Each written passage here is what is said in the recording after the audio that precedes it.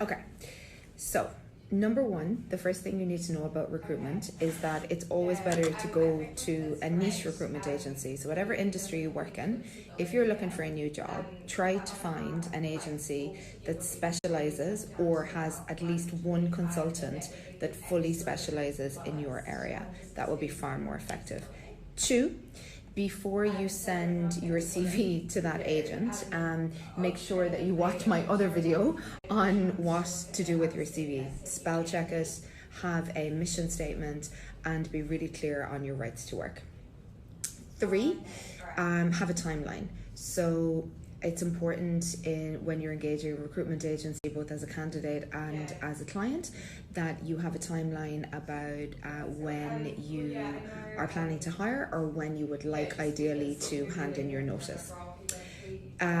So 4, please know that recruiters are more often than not, I hope, trying to do a really good job, and they do receive a lot of applications all of the time. So it's nice to oh wow, it's big. Thank you. So they do receive a lot of applications and all the time. So just be patient and polite. 5, recruiters do, in niches, they do tend to know their client needs really, really well. So do listen to your recruiter when they're telling you about the things that are important about the role that you're applying for, because they will have an insight into that business that you yourself may not have. So do pull on them. So 6, recruitment happens really, really quickly. So if you are in an interview process, please make yourself available for texts and calls from your agent, and try to prioritize them because they are prioritizing you. 7, maybe make a few purchases for your new wardrobe, so that if you are invited for interview, you don't have to panic about what to wear. We will be doing some interviews on that, or some videos on that as well soon. So yeah, that's a good thing to do. So have some lovely shirts and a skirt or two ready to go, so that you can interview at short notice. Okay, some juicy insider realities. So recruitment is a very competitive business, and often we're not only pitching against other recruitment agencies, we're pitching against internal HR as well, which is cool. So as a candidate, what you need to know is that these roles have been, really, really hard won. And going back to the earlier point, we are keen to impress our clients and do a great job. So we will know and dig about all of the details of the roles. So please do take on board the suggestions and advice and consultation that the recruiter is giving you. Okay, 11. The truth is, interviews are won and lost way before the interview.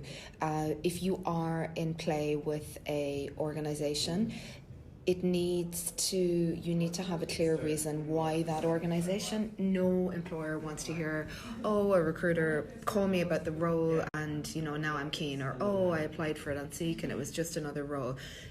Come on, show some commitment and a real sense of intellectual rigor and a little bit of intelligent engagement, and it will get you a lot further. It's better to keep your applications narrow and focused than wide, varied, and almost like spray and pray. It's not a good approach. Please note as well that if you are working with a recruitment agency who does send your CV to organisations without your permission, that's obviously not a good sign. But you yourself as a candidate, you need to remain in control of your CV and in contact with the agencies that are representing you. Again, less is more.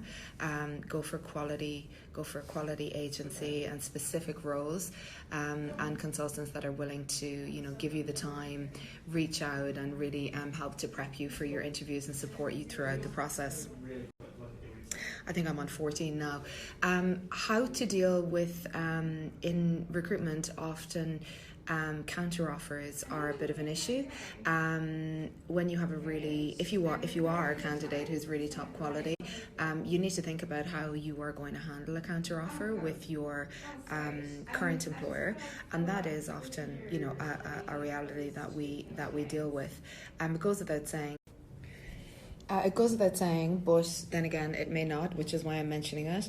It is extremely inadvisable to use an offer to instigate a conversation with your current employer in order to negotiate a raise. That is a untenable thing to do, and something that we certainly would not advise.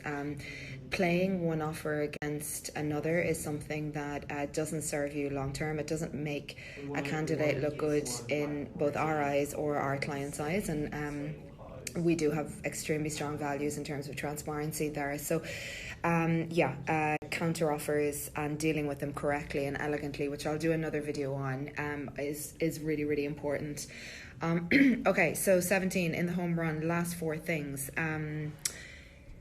Research your interviewers. That is really important. If that is just looking on LinkedIn at their work history and their current title, that can be enough for first interview. But again, I think there needs to be respect shown. We see it time and time again that people are not sure who they're interviewing with, or haven't done their research. So just try to find out as much as you can.